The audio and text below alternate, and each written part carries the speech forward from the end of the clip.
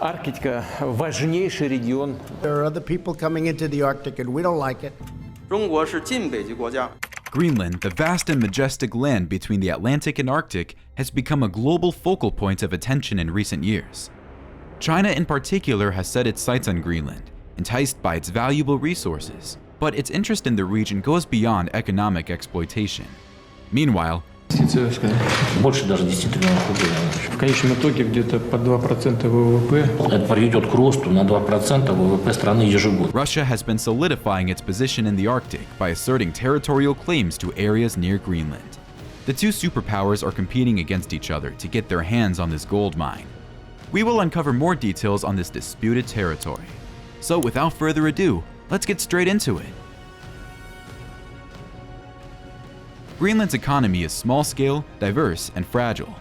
The Danish government provides crucial support to the country's economy, and it contributes around 50% of its revenues. The retail sector dominates the economy and is primarily controlled by state-owned entities, cooperatives, and regional chains. The fishing industry, on the other hand, is the second largest sector, focusing on cold-water shrimp and Greenland halibut. Mining has also significant potential, as the country has well-documented reserves of coal, minerals, diamonds, and various metals. Global data suggests that there are now substantial volumes of minerals within reach. In line with this, Greenland's Bureau of Minerals and Petroleum is actively engaged in promoting the region as an attractive destination for prospectors. Furthermore, advancements in technology and favorable mineral prices have led to the reopening of several mines. The ongoing climate change has enabled the country to expand the production of existing crops and introduce new ones. The dominant nations, China and Russia, find these economic opportunities attractive, and they are competing against each other to gain control over the geopolitical center.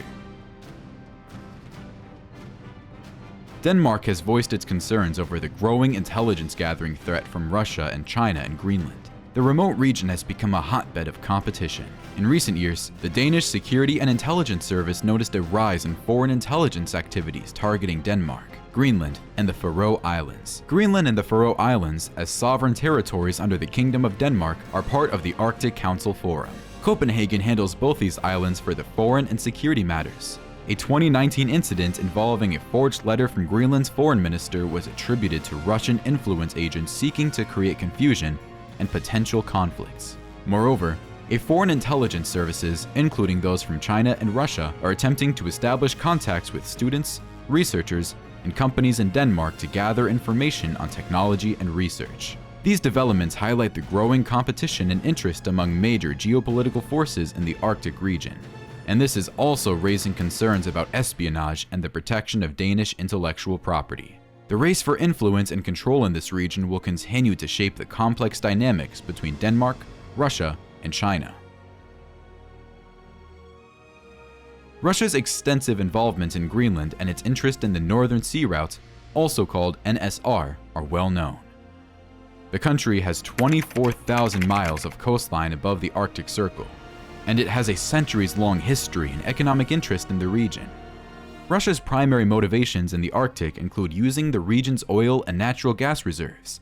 Both of these account for about 70% of Russia's total reserves. In addition, Russians are also interested in establishing shipping routes.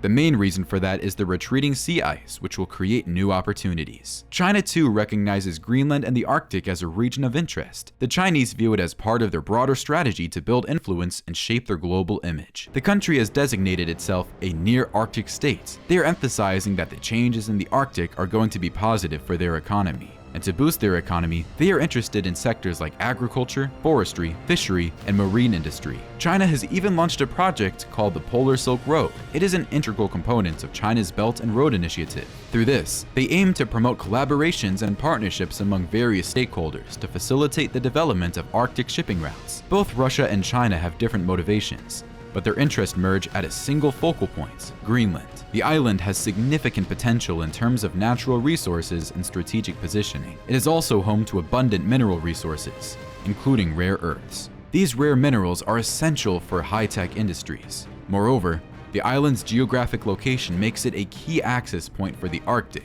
and a potential hub for shipping routes. These are some of the reasons why these big players on the world stage have their eyes set on Greenland.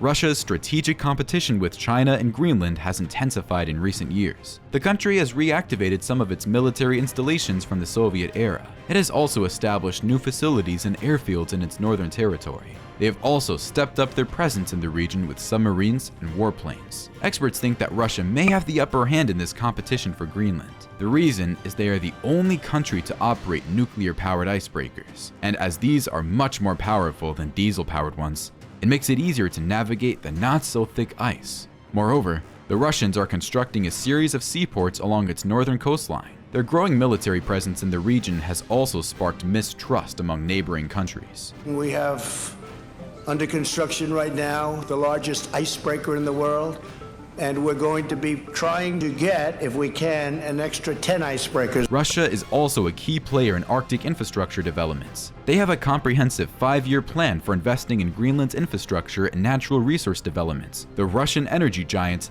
Gazprom Neft is already working in offshore oil extraction in the Arctic.